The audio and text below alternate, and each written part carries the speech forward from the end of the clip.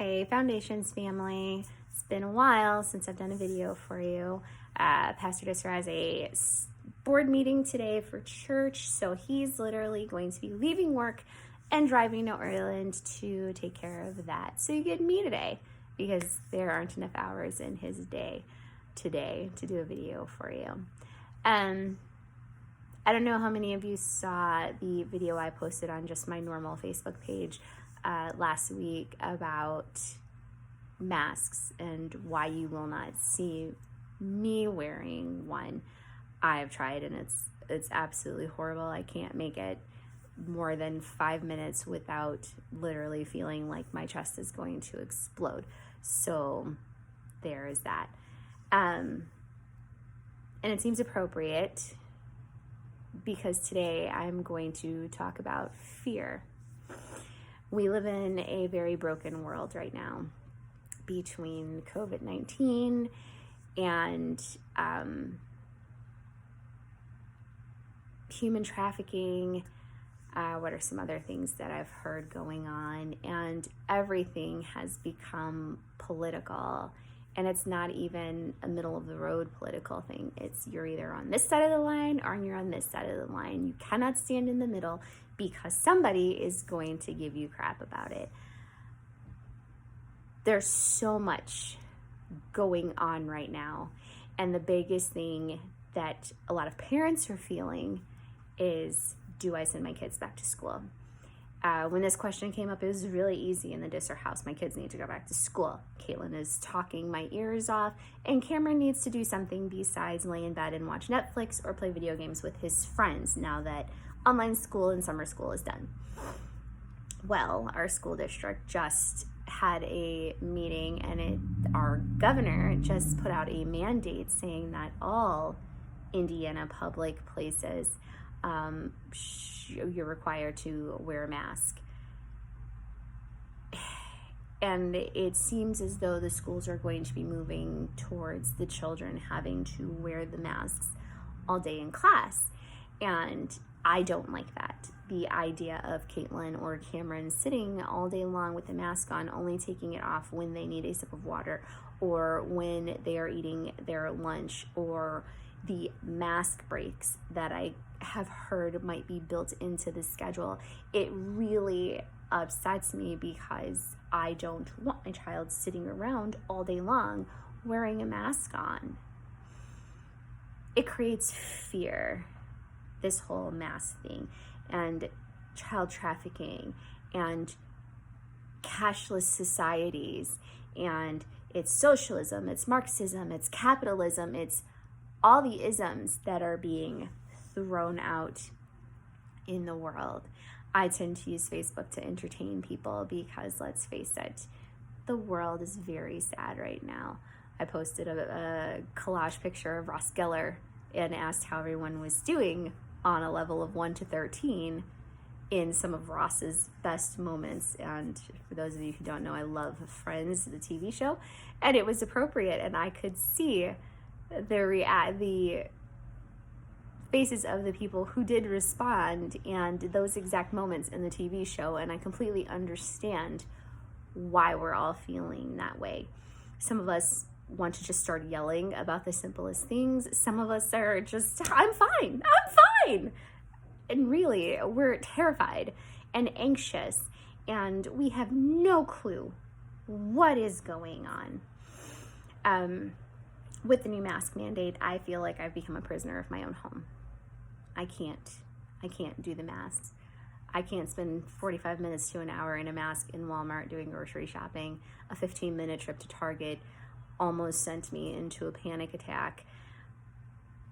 When we had our student pickup day at the school months ago, I kept having to pull it off my face and try to laugh my way through it, because if I didn't laugh, I was probably going to break down in tears and everyone was going to wonder what is wrong with me.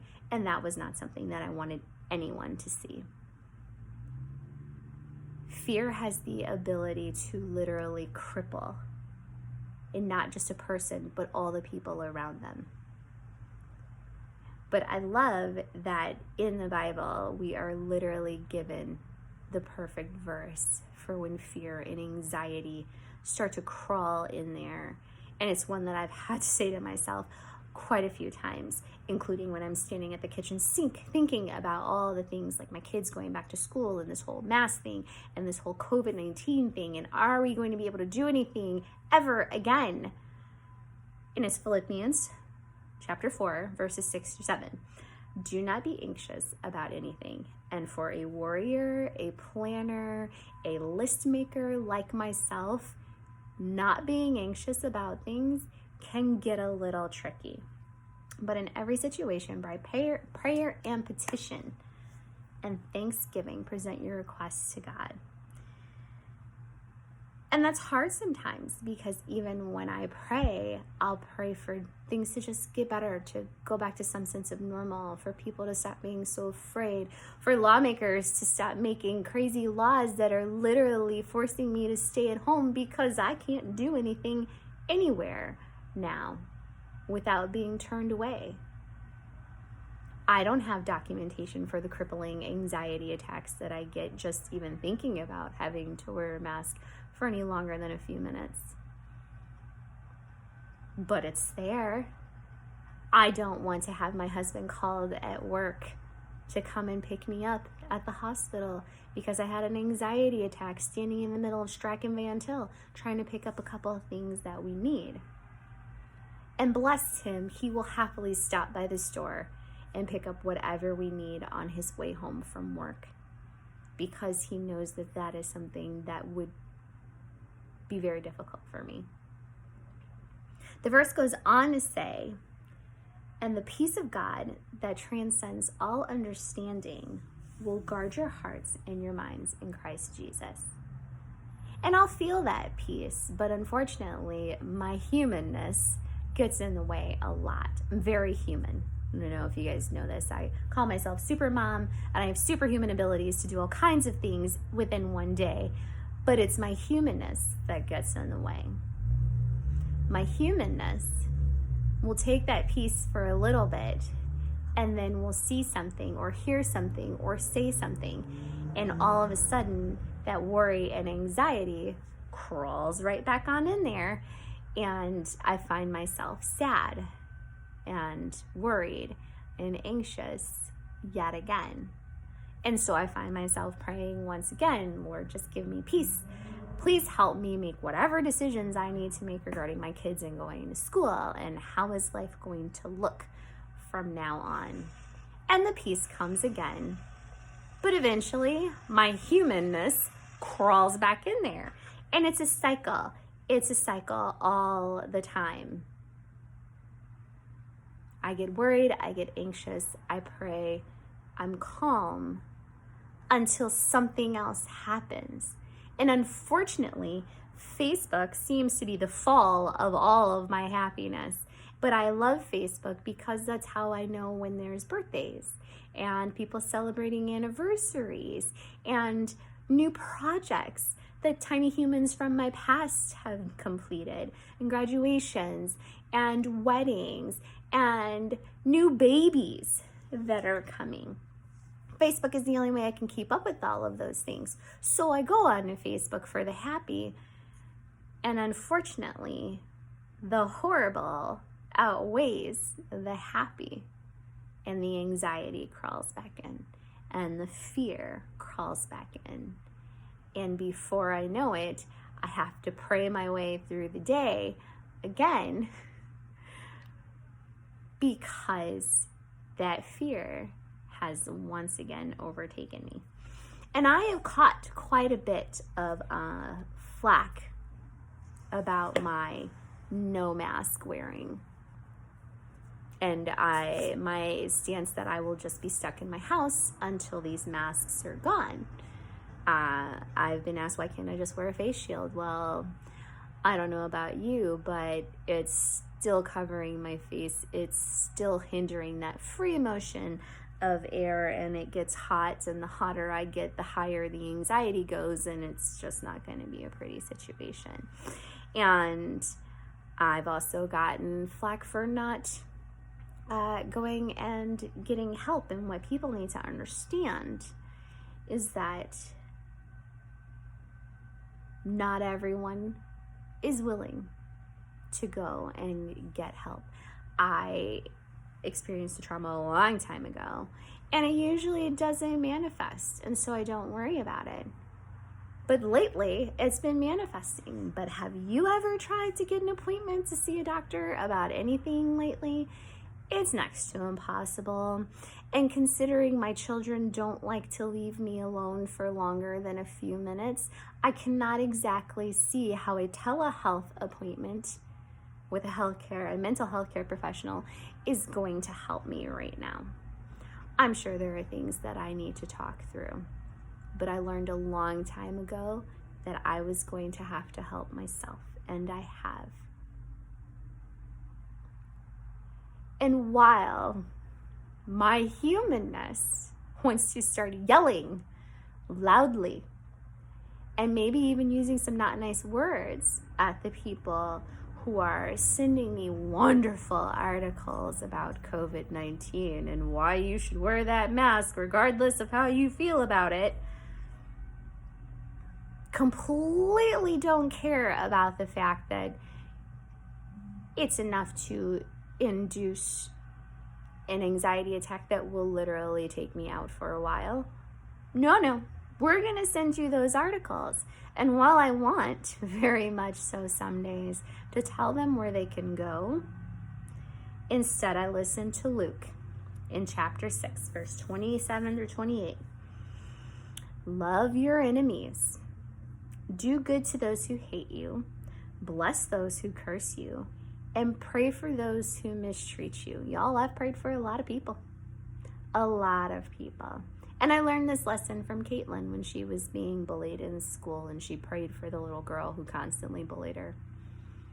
She is the best of us.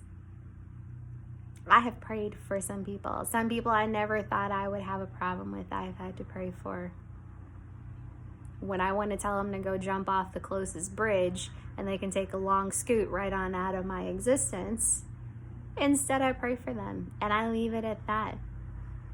There's enough ugly in the world without me adding to it. It is hard to love your enemies, and it's hard to love and to bless and pray for the people who mistreat you, even after you explain yourself in the most concise manner you possibly can.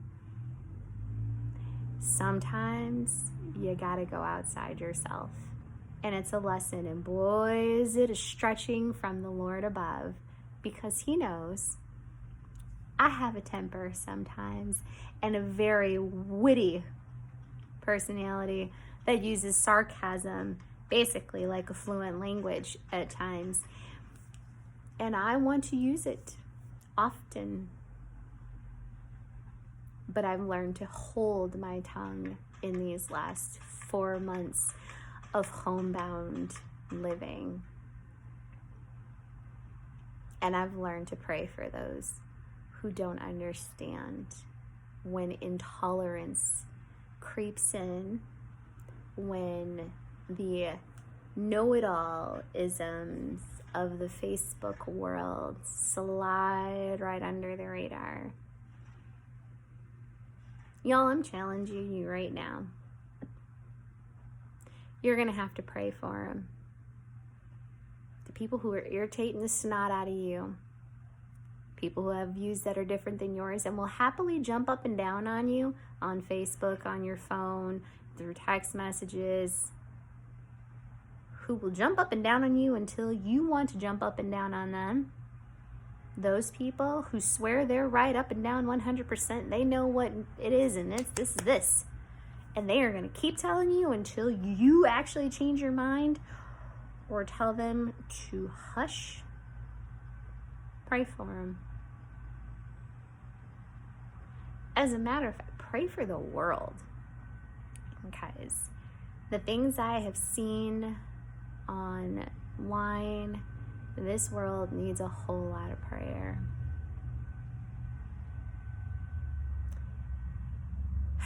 Fear and anxiety are gripping our world, and it's because the devil is having a heyday right now. He is loving what is going on. division, hate, anxiety.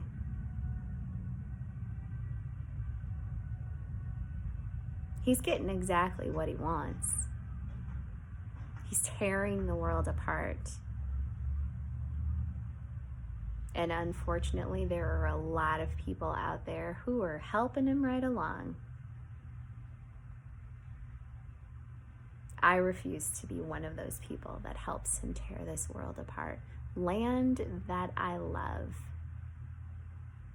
I won't do it. As much as I want to clap back at the people who are so nice to send me such wonderful articles, I won't do it. And yes, my humanness allows fear and anxiety to crawl in,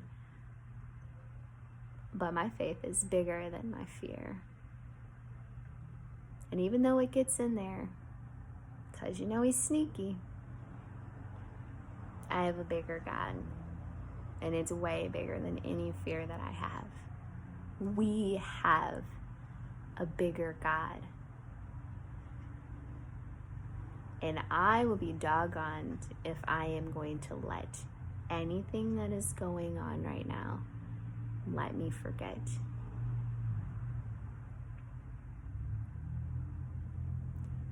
It is high time that we started letting the fear and the anxieties go. And it's easier said than done. Trust me, we're all human. I get it. I get it. Oh, I get it. And it's easy to say, well, I'm just going to pray my way through this and let it go. Y'all, I pray my way through a lot of things, and then it comes back again. And I'm sure God sometimes wonders, how many times is she going to pray about this before she just realizes I'm going to do what I'm going to do and let it go? But I'm going to keep praying.